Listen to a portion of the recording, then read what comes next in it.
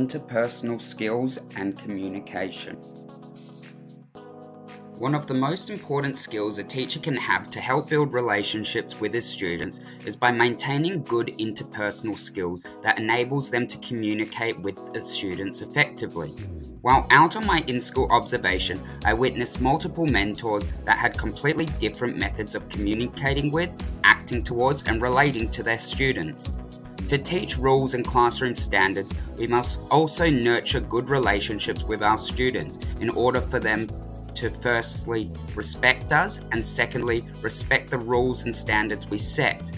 When I was in school, I believe the teachers that had the best interpersonal skills and the teachers that communicated best with the class were the ones that used motivational tactics towards them. While out on my in-school observation, I noticed that many teachers had different strategies for communication. Some of these strategies included being a hard enforcer, where students clearly understood the rules and even more so understood the consequences if the rules were not followed.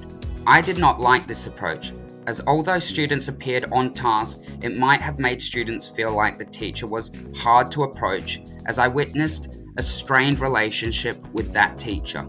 Another mentor used a very different communication style to the first mentor.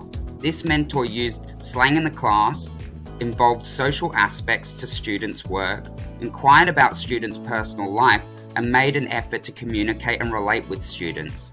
I found that although it was a less productive class, it had a better atmosphere and students were still completing the work.